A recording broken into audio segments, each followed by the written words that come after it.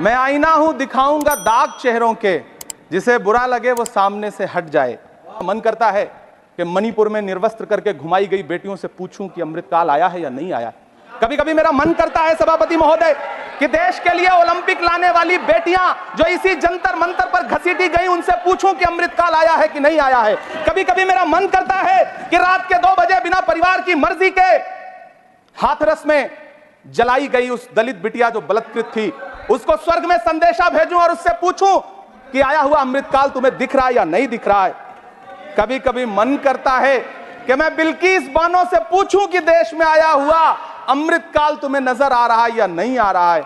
सभापति महोदय, कभी कभी मन करता है कि भीड़ के जरिए लिंच करके मारे गए पहलू खान की 85 साल की दोनों आंखों की अंधी मां से पूछूं कि देश में आया अमृतकाल तुम्हें दिख रहा है या नहीं दिख रहा है। कभी कभी मन करता है कि ईद के कपड़े खरीद कर लौट रहे 17 साल के हाफिज जुनैद से पूछूं, मैं आईना हूं, दिखाऊंगा दाग चेहरों के, जिसे बुरा लगे वो सामने से हट जाए।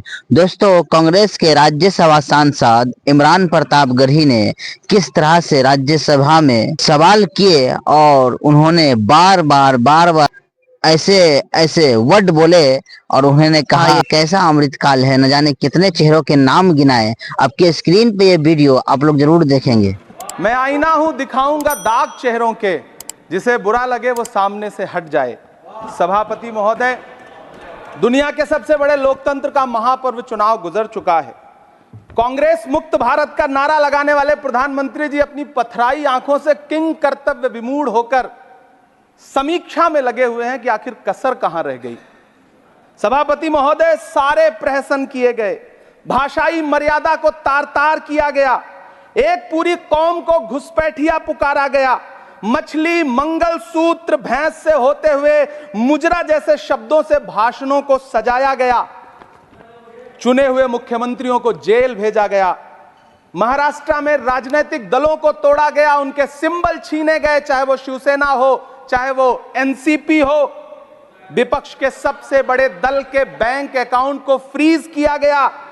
उसके बाद मोदी सरकार चुनाव लड़ने के लिए जनता के दरबार में गई, लेकिन वाहरी जनता ने दिखा दिया कि दर्द की हद से गुजारे तो सभी जाएंगे, दर्द की हद से गुजारे तो सभी जाएंगे, तैरे या डूबे किनारे तो सभी जाएंगे, कोई कितनी भी बुलंदी पे चला जाए मगर आसमानों से उतारे तो सभी जाएंगे। जनता ने दिखा दिया इस देश की। मैं महामहिम राष्ट्रपति महोदया के भाषण पर चर्चा करने के लिए, अभिभाषण पर चर्चा करने के लिए यहां खड़ा हुआ। सरकारी भाषण की मजबूरियां होती हैं, सरकार की तारीफ करनी पड़ती है, लेकिन जिस एक शब्द के इर्द गिर्द पूरा भाषण बुना गया था वो था अमृतकाल। सभापति महोदय, छात्र नौकरी मांगने पर लाठियां खा रहे हैं, 2 जून की रोटी मुहाल है, पेपर लीक ने लाखों छात्रों का भविष्य चौपट कर दिया है और देश को बताया जा रहा है कि अमृतकाल आया है। कभी कभी मेरा मन करता है कि मणिपुर में निर्वस्त्र करके घुमाई गई बेटियों से पूछूं कि अमृतकाल आया है या नहीं आया है। कभी कभी मेरा मन करता है सभापति महोदय कि देश के लिए ओलंपिक लाने वाली बेटियां जो इसी जंतर मंतर पर घसीटी गई, उनसे पूछूं कि अमृतकाल आया है कि नहीं आया है। कभी कभी मेरा मन करता है कि रात के 2 बजे बिना परिवार की मर्जी के हाथरस में जलाई गई उस दलित बिटिया जो बलात्कृत थी, उसको स्वर्ग में संदेशा भेजूं और उससे पूछूं कि आया हुआ अमृतकाल तुम्हें दिख रहा है या नहीं दिख रहा है। कभी कभी मन करता है कि मैं बिल्किस बानो से पूछूं कि देश में आया हुआ अमृतकाल तुम्हें नजर आ रहा है या नहीं आ रहा है। सभापति महोदय, कभी कभी मन करता है कि भीड़ के जरिए लिंच करके मारे गए पहलू खान की 85 साल की दोनों आंखों की अंधी मां से पूछूं कि देश में आया अमृतकाल तुम्हें दिख रहा है या नहीं दिख रहा है। कभी कभी मन करता है कि ईद के कपड़े खरीद कर लौट रहे 17 साल के हाफिज जुनैद से पूछूं, जिसे बल्लभगढ़ में ट्रेन में लिंच करके मार दिया गया, कि अमृतकाल आया है या नहीं आया है। कभी कभी मन करता है नजीब की मां से पूछूं, कभी कभी मन करता है कि तबरेज अंसारी की विधवा से पूछूं, कभी कभी मन करता है कि सहारनपुर के उन 3 बच्चों से पूछूं जिन्हें छत्तीसगढ़ में लिंच करके मार दिया गया।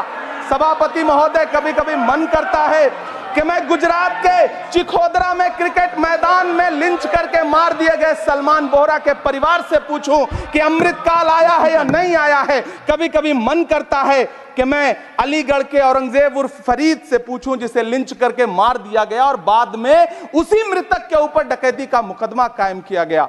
सभापति महोदय, यह कैसा अमृतकाल है जिसके अभिभाषण में स्वास्थ्य पर सिर्फ आधे मिनट पर चर्चा हुई।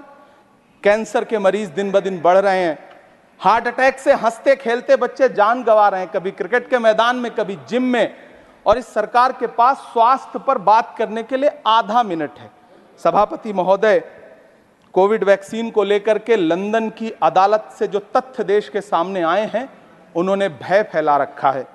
कांग्रेस की सरकारों ने भी चेचक, पोलियो और प्लेग जैसी महामारियों के टीके लगवाए, लेकिन न तो कभी सर्टिफिकेट पर अपना फोटो छपवाया और न कभी उसके नाम पर वोट मांगे। कांग्रेस की सरकारों ने यह किया है, लेकिन इन सरकारों ने क्या किया है, मोदी जी ने क्या किया है कि राजनीतिक दलों को तोड़ा और तोड़ करके चुनाव लड़े, और चुनाव लड़ने के बाद भी आशातीत सफलता प्राप्त नहीं हुई है। सभापति महोदय, अंतिम 1 मिनट आपसे लूंगा, मुझसे बहुत सारे आधा minute please conclude. 1 minute sir. You have made a speech, you know what you have did. अंत में सभापति महोदय, मैं अंत में यही कहना चाहता हूं कि चुनाव समाप्त हो चुके हैं, सरकार बन चुकी है, लेकिन मुझे इस देश के प्रधानमंत्री जी से यह कहना है कि आप नारे लगाते थे सबका साथ सबका विकास, चुनाव के बाद अंतिम बात सर की ये झूठी सच्ची अदाकारी, अंतिम बात सर, शेर सुना लो, अंतिम बात time is over, you can't follow time also, take your seat now. दोस्तों, ये थे शायर इमरान प्रतापगढ़। ये शायर भी है और राज्यसभा के सांसद भी बन गए हैं। तो दोस्तों, यहाँ पर देखे होंगे कि इस भाषा में किस तरह से सरकार को घेरा और कितना बढ़िया बढ़िया बातें कहा। दोस्तों, इमरान प्रतापगढ़ी जब जो स्पीच देते हैं या अपनी बातें रखते हैं तो कहीं पर भी हो, मुशायरा महफिल में हो या फिर सांसद भवन में हो। तो दोस्तों, ये थे इमरान प्रतापगढ़ी जो राज्यसभा के सांसद भी हैं और दोस्तों ये शायर भी हैं। दोस्तों, जब ये अपनी बात कहीं पे रखते हैं, जब ये बोलते हैं ना, तो इसकी बातों में एक ऐसा तनाव रहता है जो पब्लिक को अपने ओर आकर्षित करता है, यानी खींचता है। यानी इसके भाषण को कहीं पर भी सुनिए, मोबाइल में हो, पर शो होता हो, मुशायरे में हो, अगर इसकी बातों को जो सुनेंगे ना, सिर्फ सीधे दिल पे अटैक होता है, सीधे दिल पे लगता है, क्योंकि ये पूरा निचोड़ करके बताते हैं और पूरा जो अभी हादसा होता रहता है दोस्तों, जहाँ जहाँ कांड होता है, पूरा दिल से एकदम जहाँ जहाँ कांड होता है पूरा को एकदम निचोड़ करके एकदम बढ़िया से ला करके और बताते हैं दोस्तों। तो सांसद में यहाँ पर देखें कि जब सच्चाई बताने लगे तो वहाँ पर किस तरह से हल्ला होने लगा, यानी अगला पार्टी उसे रोकने की कोशिश कर रहे थे, लेकिन सच्चाई कभी छुपती नहीं।